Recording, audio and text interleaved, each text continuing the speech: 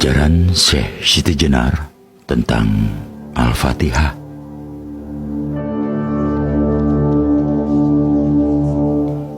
Menurut Syekh Siti Jenar, bahwa Al-Fatihah adalah termasuk salah satu kunci sahnya orang yang menjalani laku manunggal atau ngibadah. Maka seseorang wajib mengetahui makna mistik surat Al-Fatihah.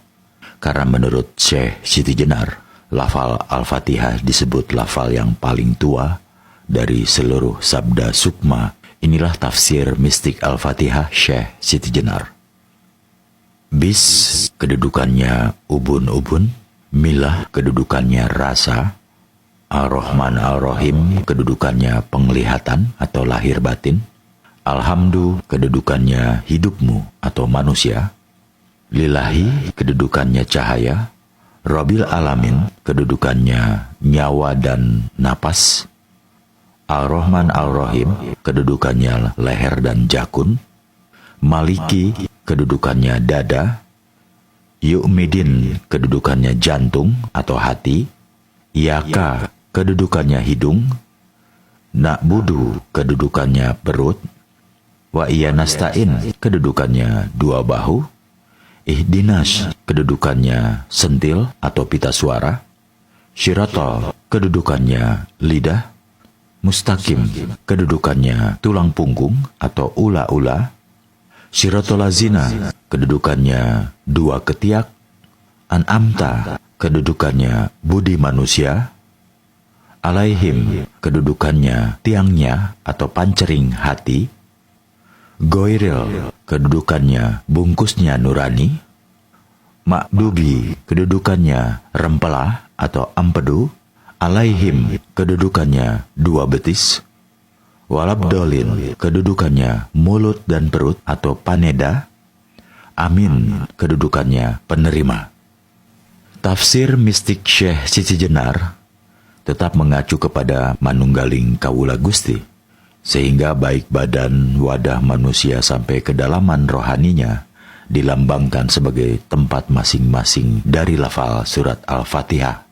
Tentu saja pemahaman itu disertai dengan penghayatan fungsi tubuh. Seharusnya masing-masing dikaitkan dengan makna surahi dalam masing-masing lafaz. Maka akan ditemukan kebenaran tafsir tersebut. Apalagi kalau sudah disertai dengan pengalaman rohani atau spiritual yang sering dialami. Konteks pemahaman yang diajukan Syekh Siti Jenar adalah bahwa Al-Quran merupakan kalam yang berarti pembicaraan. Jadi, sifatnya adalah hidup dan aktif. Maka taksir mistik Syekh Siti Jenar bukan semata harfiah. Namun di samping tafsir kalimat, Syekh Siti Jenar juga menghadirkan tafsir mistik yang bercorak menggali makna di balik simbol yang ada. Dalam hal ini, huruf, kalimat, dan makna historis.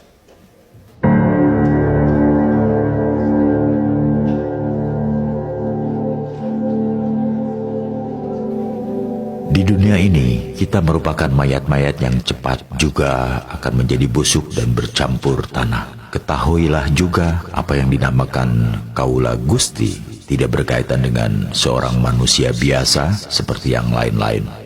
Kaula dan Gusti itu sudah ada dalam diriku. Siang malam tidak dapat memisahkan diriku dari mereka.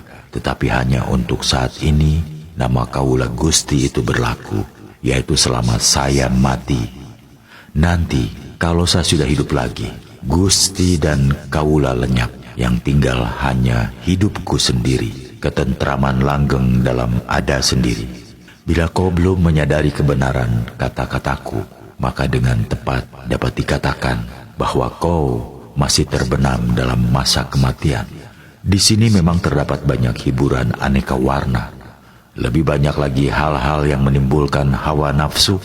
Tetapi kau tidak melihat bahwa itu hanya akibat panca indera. Itu hanya impian yang sama sekali tidak mengandung kebenaran dan sebentar lagi akan cepat lenyap.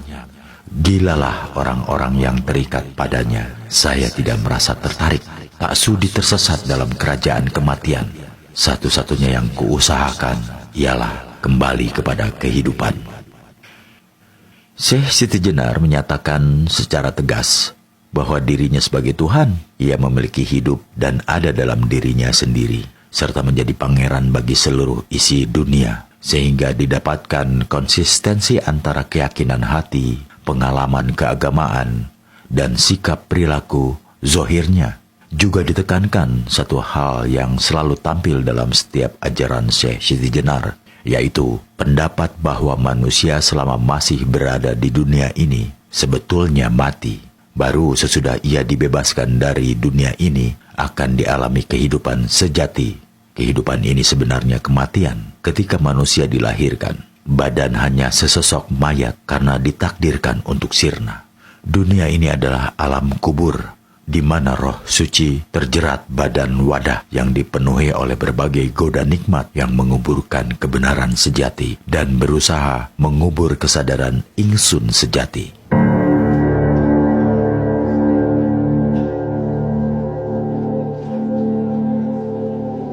Syekh Siti Jenar berpendapat dan menganggap dirinya bersifat Muhammad, yaitu sifat Rasul yang sejati, sifat Muhammad yang kudus.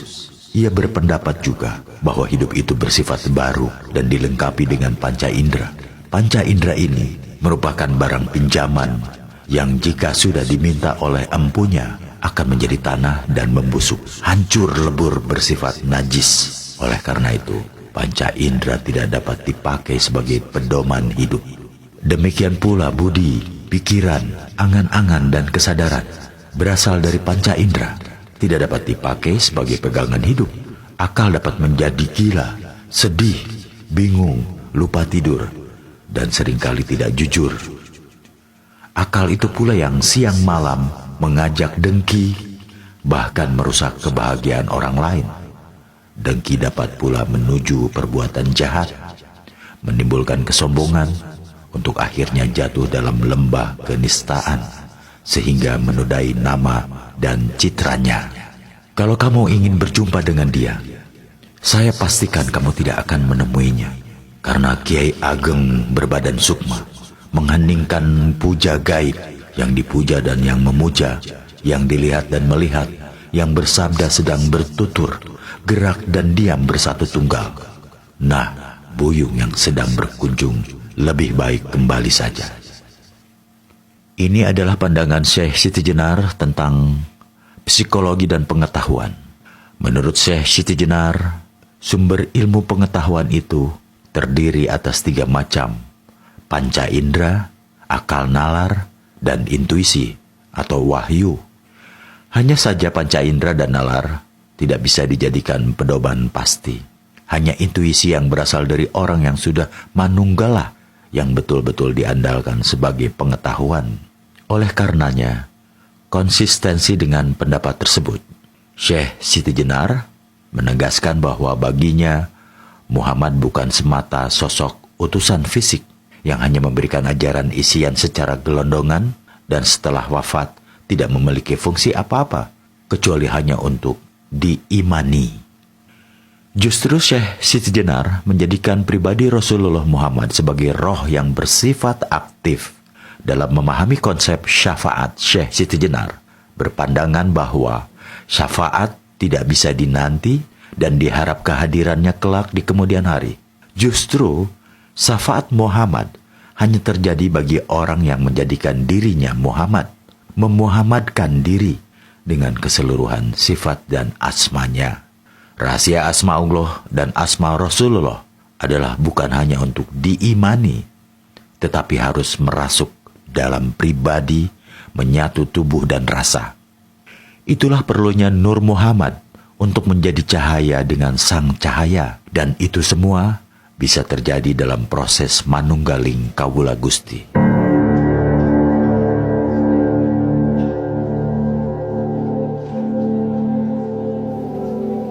Bukan kehendak, angan-angan, bukan ingatan, pikir, atau niat. Hawa nafsu pun bukan, bukan juga kekosongan atau kehampaan. Penampilanku bagai mayat baru. Andai menjadi Gusti, jasadku dapat busuk bercampur debu. Napasku terhembus ke segala penjuru dunia, tanah, api, air. Kembali sebagai asalnya, yaitu kembali menjadi baru. Syekh Siti Jenar belum mau menuruti perintah sultan. Hal itu disebabkan karena bumi, langit, dan sebagainya adalah kepunyaan seluruh manusia. Manusialah yang memberikan nama. Buktinya, sebelum saya lahir tidak ada. Syekh Siti Jenar menghubungkan antara alam yang diciptakan Allah dengan konteks kebebasan dan kemerdekaan manusia. Kebebasan alam mencerminkan kebebasan manusia. Segala sesuatu harus berlangsung dan mengalami hal yang natural atau alami, tanpa rekayasa, tanpa pemaksaan irodat dan kodrat. Maka ketidakmauannya memenuhi panggilan sultan dikarenakan dirinya hanyalah milik dirinya sendiri. Jadi seluruh manusia masing-masing memiliki hak mengelola alam. Alam bukan milik negara atau raja, namun milik manusia bersama. Maka setiap orang harus memiliki dan diberi hak kepemilikan atas alam. Ada yang harus dimiliki secara private dan ada juga yang harus dimiliki secara kolektif. Dari ujangan Syekh Siti Jenar tersebut juga diketahui bahwa hakikat seluruh alam semesta adalah tajaliyat Tuhan atau penampakan wajah Tuhan. Adapun mengenai alam yang kemudian memiliki nama, bukanlah nama yang sesungguhnya. Karena segala sesuatu yang ada di muka bumi ini, manusialah yang memberi nama, termasuk nama Tuhan pun, dalam pandangan Syekh Siti Jenar, diberikan oleh manusia. Dan nama-nama itu seluruhnya akan kembali kepada sang pemilik nama yang sesungguhnya. Memang nama itu perlu, namun jangan sampai menjebak manusia hanya untuk memperdebatkan nama.